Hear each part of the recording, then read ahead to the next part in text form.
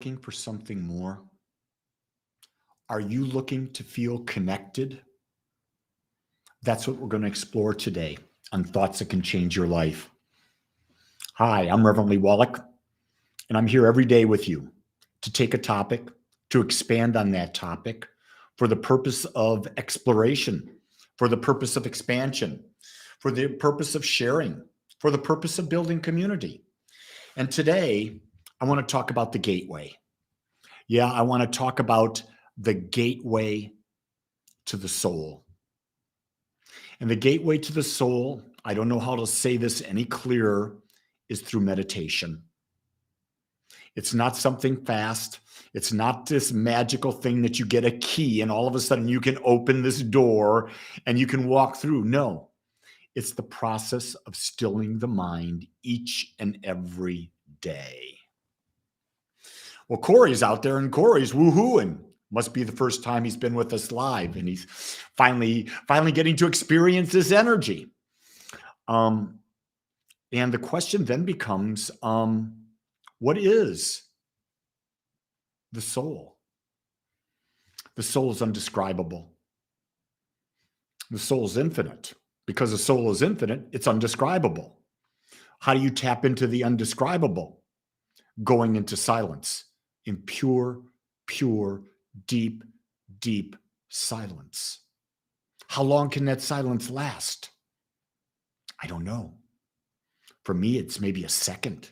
Maybe it's 2 seconds. Maybe it's 3 seconds. How often do I get there? I don't know. Because when I'm in it, I don't know I'm there. I only know I'm there after I come out of it. Does that make sense? Because we in our human form can only experience through our senses. And realize our senses are human. The soul is not human. The soul is beyond the human. And so with the soul being beyond human, the senses can't experience it. And this is where most people get confused. They can think, well, I'm meditating. I'm going to have this incredible experience. I'm going to be this, that, the other. No, that's not meditation. You know, the words that have been passed down for centuries have been, be still and know I am. The thing is, be perfectly still. No thought, no desire, and allow your consciousness to merge into the infinite. And then what will happen is you'll merge back into the finite. Why? Why can't we stay there? We're not supposed to. We've got a body. We've got an ego. And you know what? That's okay. It's why we're here. We're here to experience. It's not that we're here to leave our body, leave our mind, and transcend out. Think about it. Why would we even come into a body? Why would we come into a body with senses just to transform out? No. It's about experiencing life. It is about experience life. Corey says, I've been a subscriber for a while now. Deep silence for myself happens multiple times a day. Feeling my body not exist is amazing. Yeah, it is. You want to come out of pain? Leave your body. What's an out-of-body experience? Nothingness or allness. Did you get it? Allness and nothingness are the same thing. Because in either situation, there is no contrast. There is no contrast. And that's really the key thing to understand. Contrast is about the human experience. Contrast has nothing to do with the divine.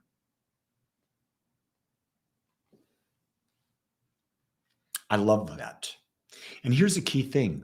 Don't wish the contrast away. It's what makes you know that you're alive. Do you get that? The contrast really lets you know you're living. Corey had to change that. He says, I'm a religious sense baby from birth. He's a religious science baby from birth. In other words, he was brought up in religious science. Religious science is the teachings of science of mind as assembled and put together by Ernest Holmes. I'm a teacher of religious science. I love the term being called a religious scientist because what that means is I take spiritual concepts and I prove them. I don't blindly believe anything. I'm never asking you on anything I do, podcasts, meditations, classes, workshops, retreats. I never ask anyone to believe me. I ask you to test everything for yourself and see if it works for you. In fact, in the beginning, in the introduction of the book I'm writing, I put that very statement in there. Don't believe a word this book says. Test out these principles for yourself. If they work for you, you own them. If they don't work for you, discard them at this time. You're not ready for them. Not ready for them. It's amazing. Corey says, I've got a book from 1925 written by Fenwick. Fenwick was Ernest's brother. And what's really interesting, Fenwick was probably just as deep as Ernest, but Ernest, he was like the focal point of the movement. And there are so many other great teachers at that same time. So many other great teachers. Frederick Bales, Murphy, all of these Waddles, all of these great teachers were around at that time. They were taking the old way of religion and bringing it into the new. Neville Goddard, exactly, Krista. Good to see you out there. Hope you and your beautiful boys and partner are doing great. What was interesting, if you didn't see the video yesterday, I posted it on my Facebook channel. It's also on my YouTube channel. And it's me praying with a little girl on Sunday. I think she's about 5. I don't know. I'm guessing. But I invite you to watch her eyes. I invite you to watch her energy as I do a minute prayer with her. This little girl was tapped in. You could feel it. I felt it like I can't even begin to tell you how I felt it. And so I invite you to watch it because we can learn a lot from our little ones. Our little ones don't have all of the baggage. You know, I was talking with someone who's in their early 70s and they're widowed and they want to start dating. And they go, I can't find a person out there who doesn't have baggage. And I just start laughing about that because guess what? The older you go, chances are the more and more and more baggage you've got because very few people are clearing out their past. Very few people are bringing all their past with them.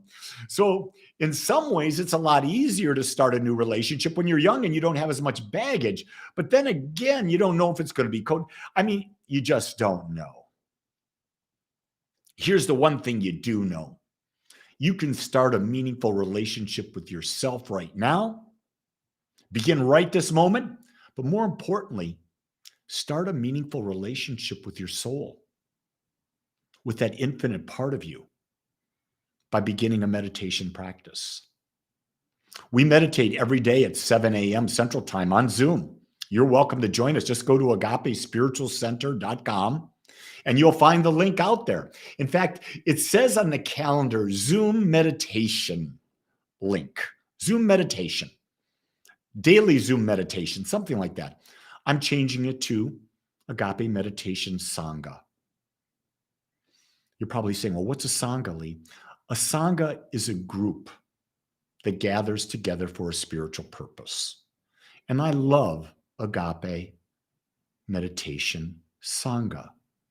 It's a group centered in love, connecting to the infinite within themselves. I think there's no other more beautiful way to say that. A group of people taking the time out of their day to connect with their soul It's beautiful. I absolutely love that idea.